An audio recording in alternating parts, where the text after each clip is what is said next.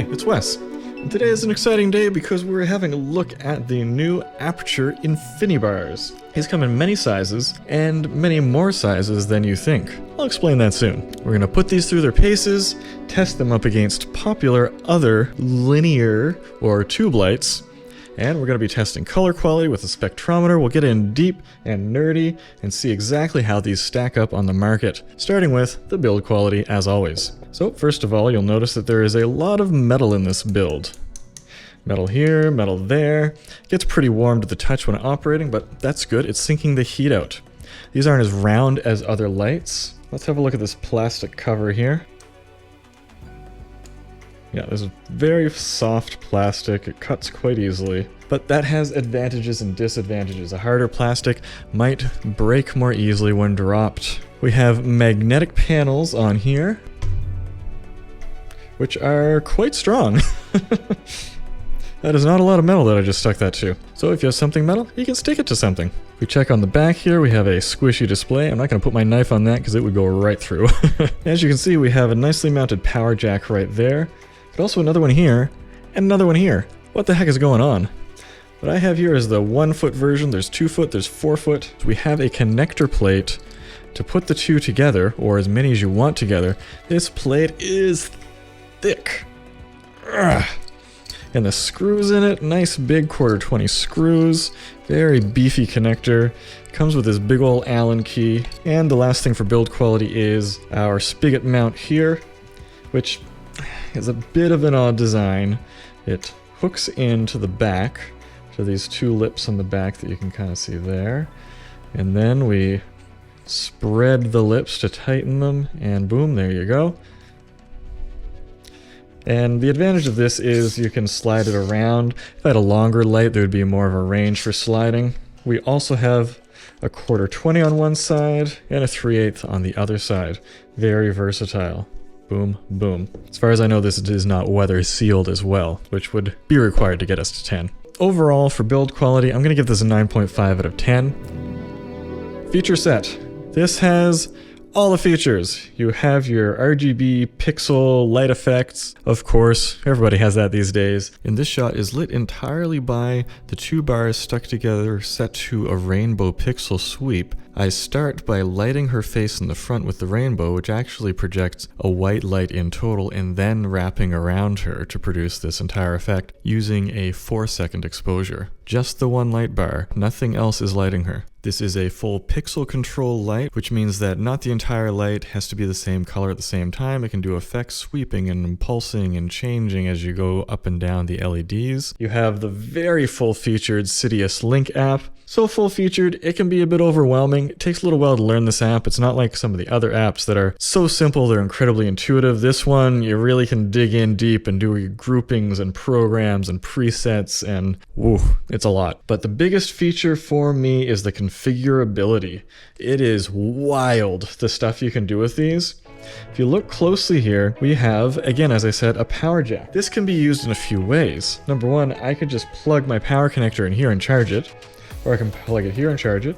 Or I can plug it here and charge it. Are you following me? Or I can take this mounting panel, jam it in here, and tighten it down.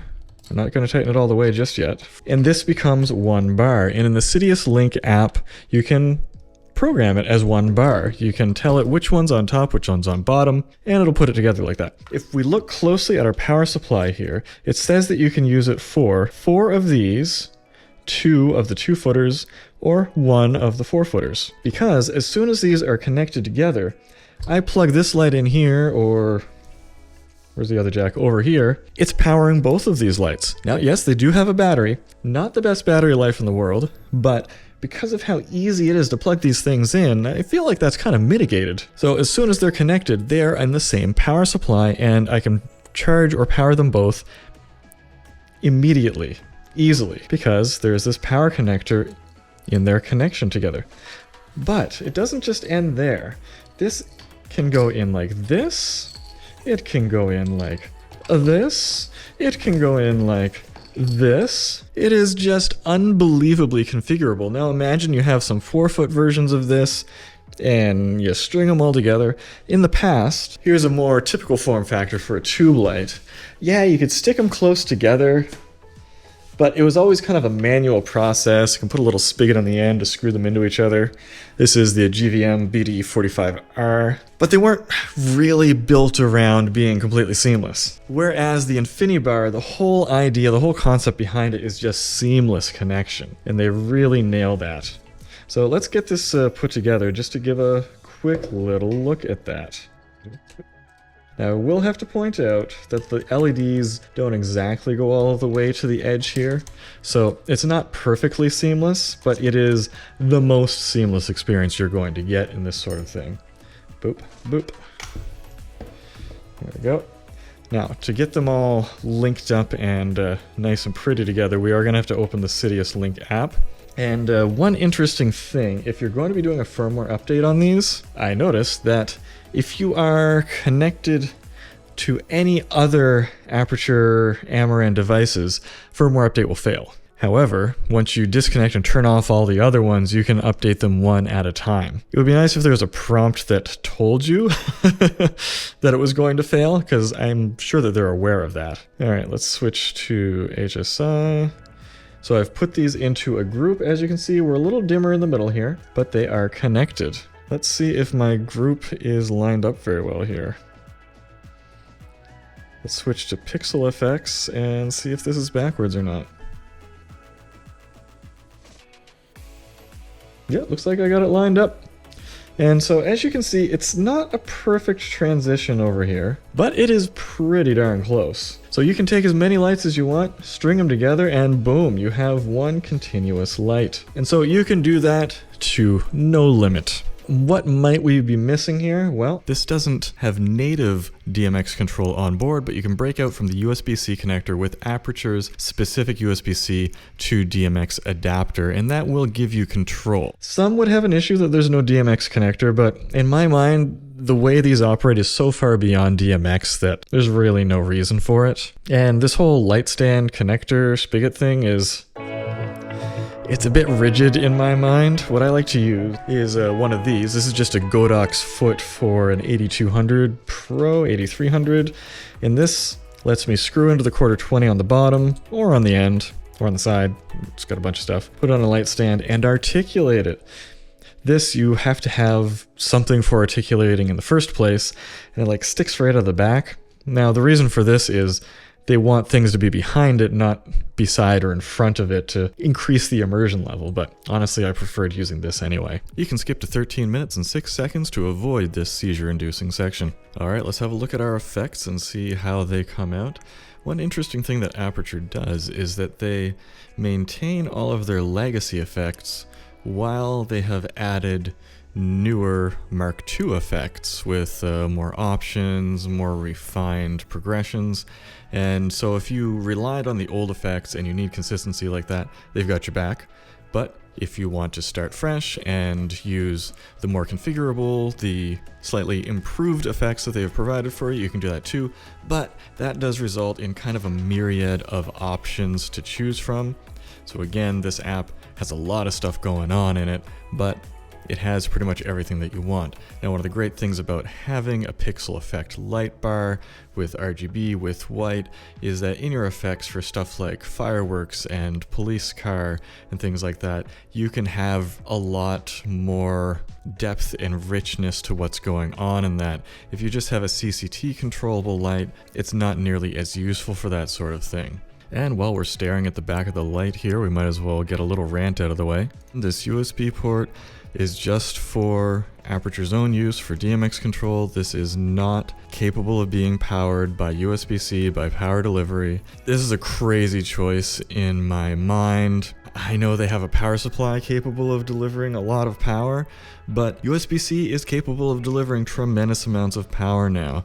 And it is very disappointing to me that they don't give us that level of control and versatility.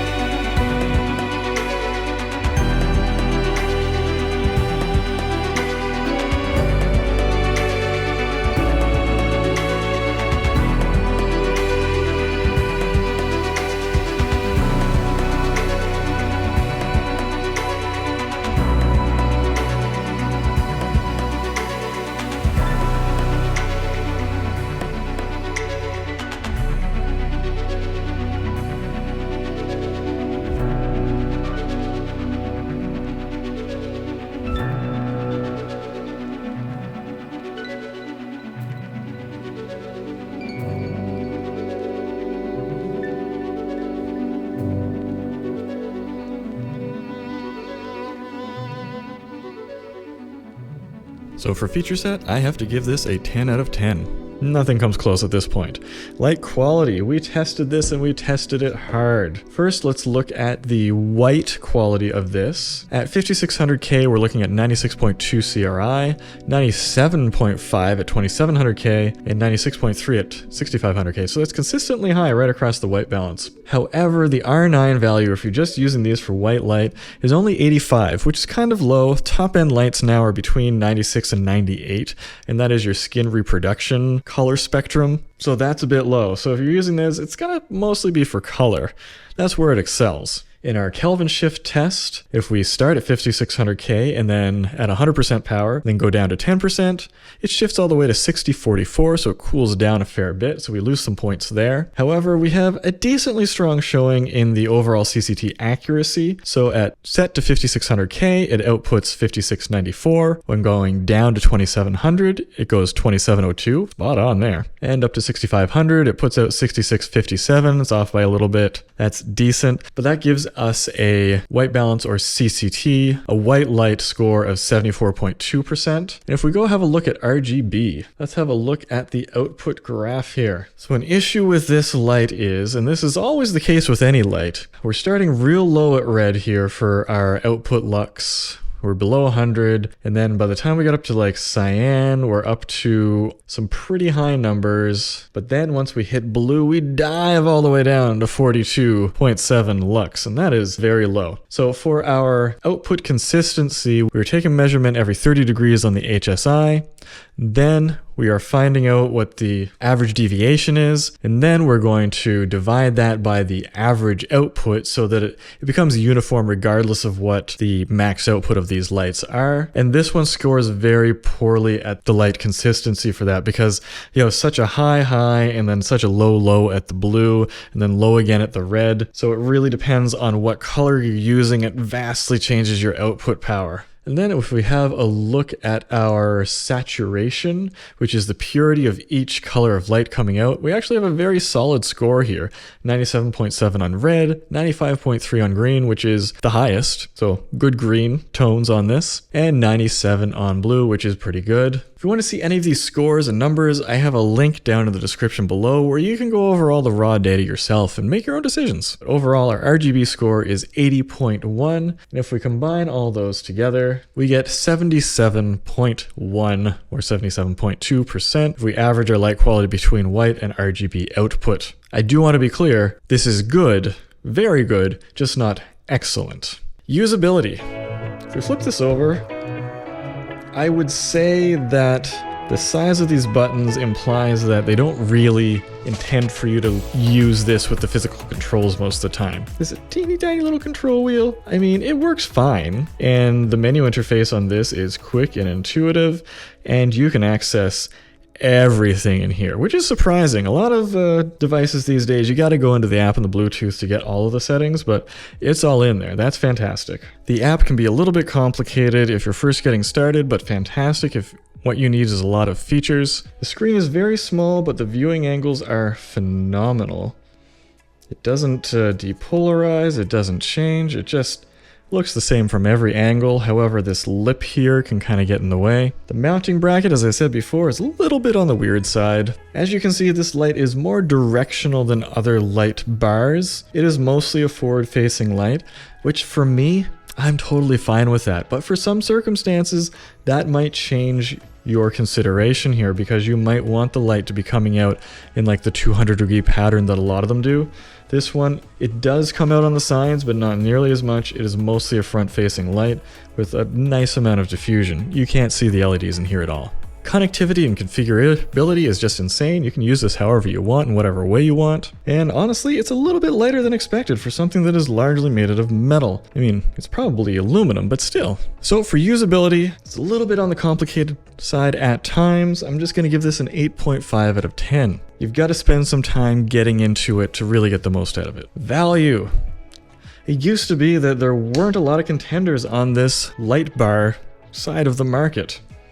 But now, boy, have things changed. This one, for the 4-foot, I'm going to compare 4-foot just to be uniform, $640 with a rated output of 617 lux. We're going to go quickly through this. There's the Genere PX4 RGB for $300, about the same level of output. The Nanlite Pavotube 230X, so that's the one that has pixel control like this, $540. GVM, that BD45R, $480, 750 lux. Then there is the Godox No LED, the $570 4-foot light. And if you want to go crazy, there's the Quasar Double Rainbow for $1,525. Might sound like a crazy price, but that's 918 lux. That is way more than anybody else. This is clearly not the best price. If you're just looking for some cheap light, this isn't it. If you're looking for something that is the most configurable and option full, this is it. However, that's going to give us a 6 out of 10 for value.